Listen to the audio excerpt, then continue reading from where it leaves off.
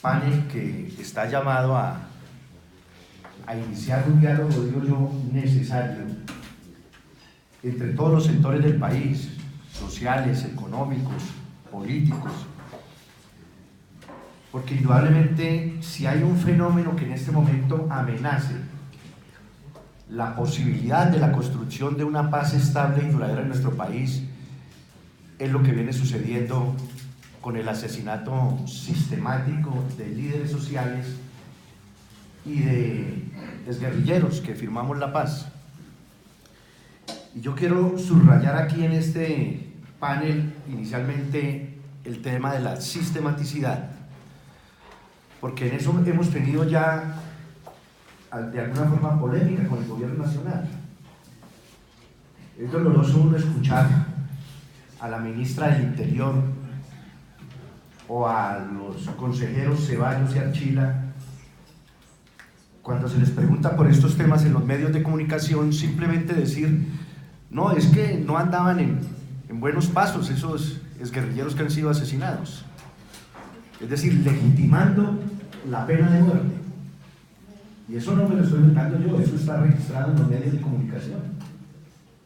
Entonces uno dice, si los funcionarios del gobierno, representantes del Estado, legitiman la pena de muerte, pues ¿qué se puede esperar?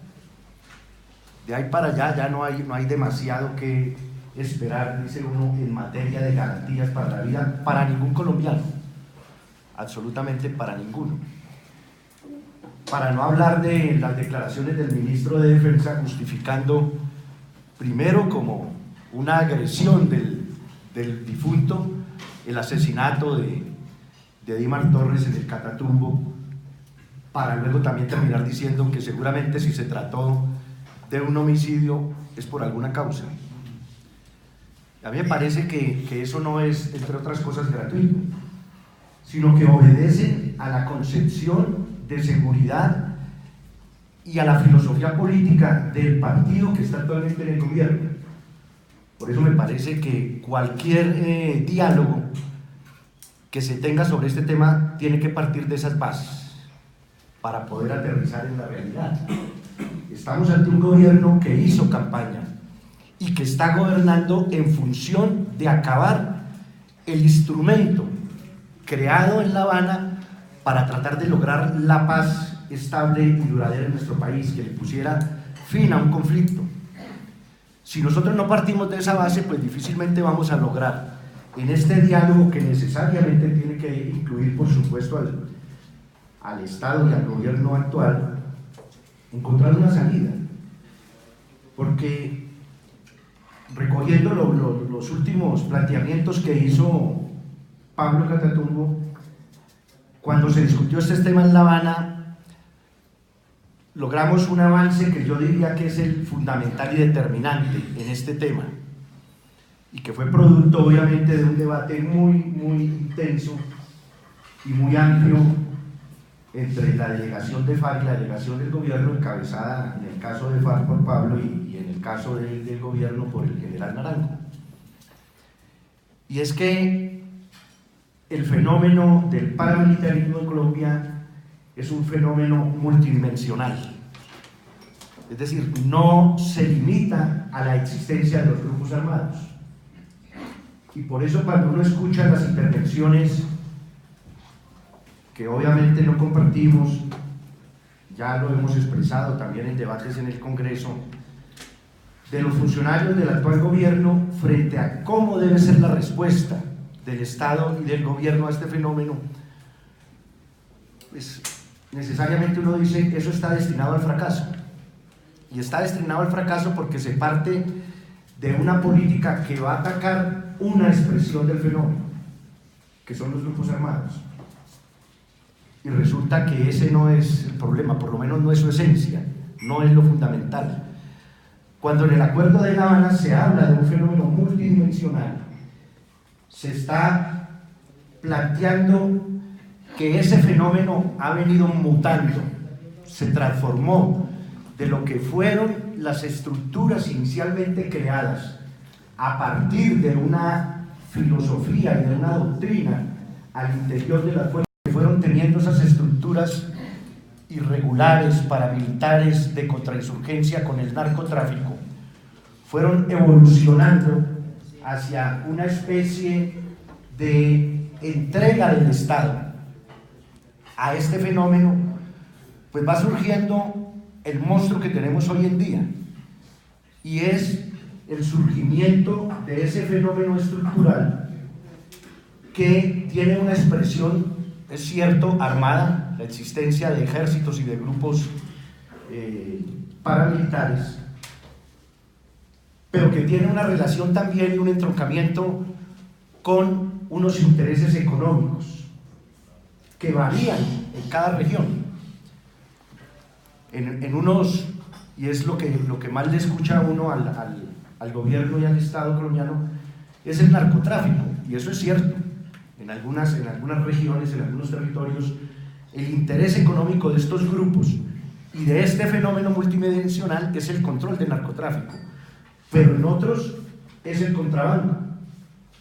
y en otros tiene que ver con el proyecto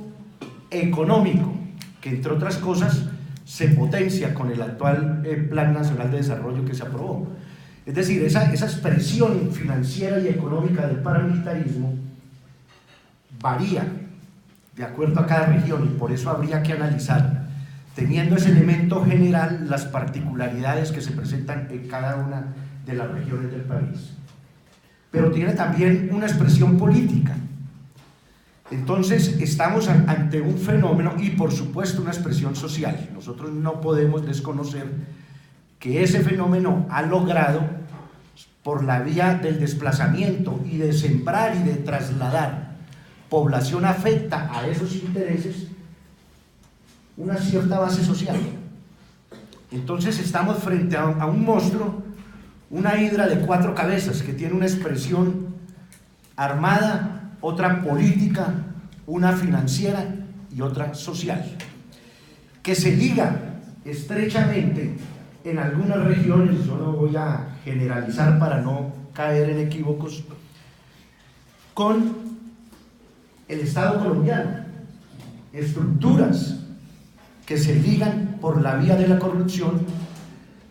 a la fuerza pública en algunas regiones,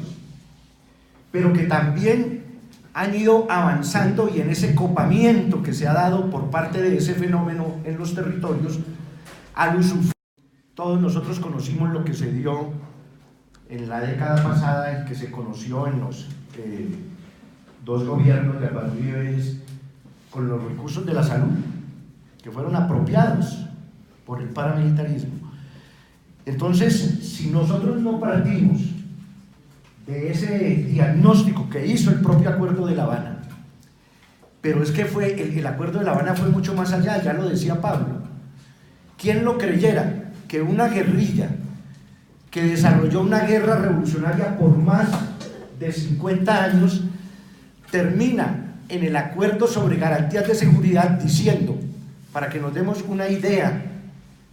en esta comisión que sin duda está llamada a jugar un papel decisivo y determinante en el desmonte de ese fenómeno, esa guerrilla termina en la filosofía del Acuerdo de Garantías de Seguridad planteando la necesidad de que el Estado colombiano, el Estado al cual se enfrentó por más de 50 años, avanzar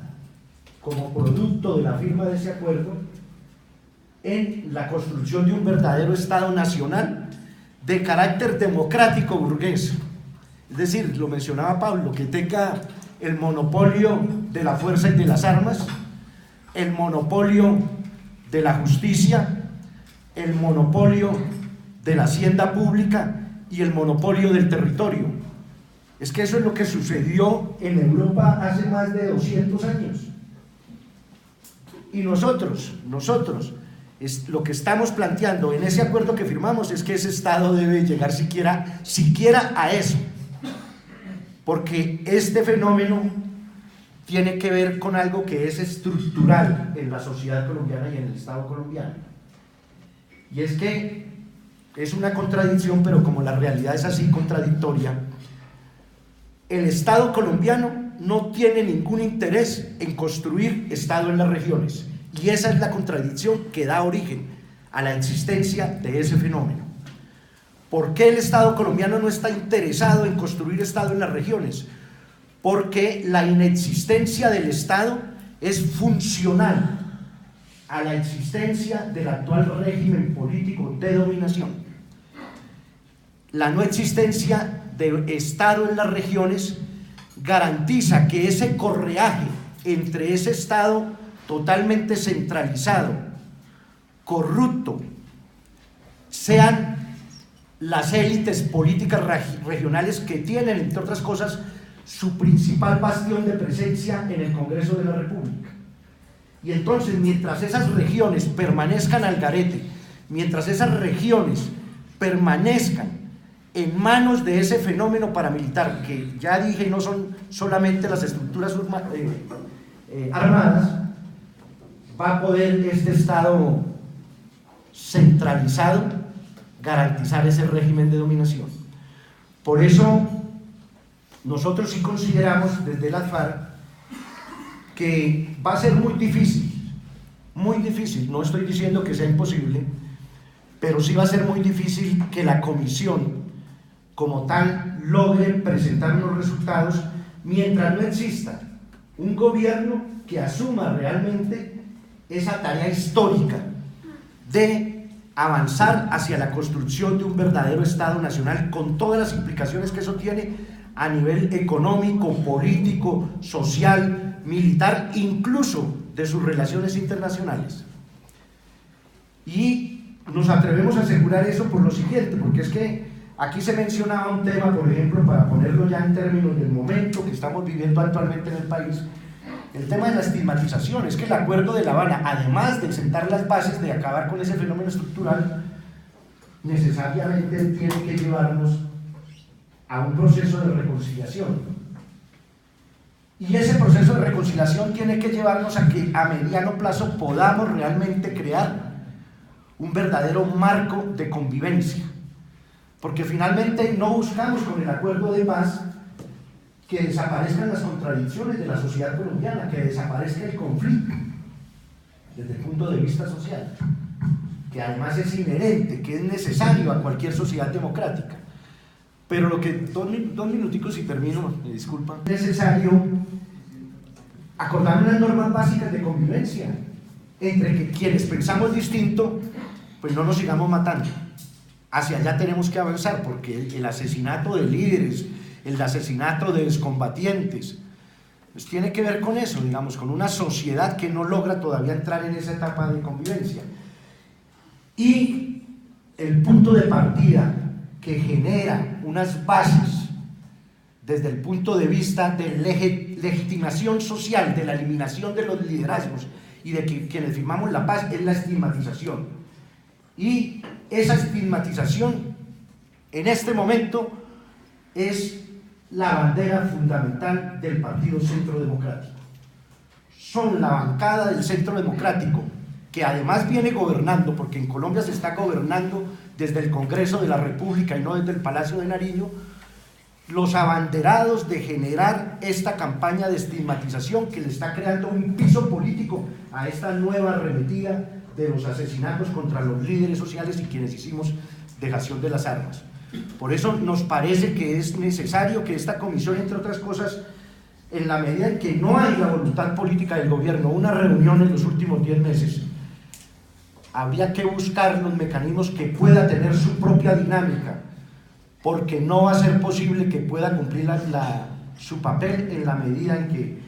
no hay la voluntad política por parte del gobierno, y tal vez por eso, o tal vez por eso no, tal vez porque es una necesidad, dada el aumento de este fenómeno, que hemos pensado precisamente en la necesidad de hacer un control político en el Congreso de la República sobre este fenómeno como forma de presión social para obligar a un gobierno que tiene como objetivo acabar con el acuerdo, por lo menos a que garantice la paz de los colombianos, la vida de los colombianos, así no avancemos en otros temas de la implementación. Muchas gracias.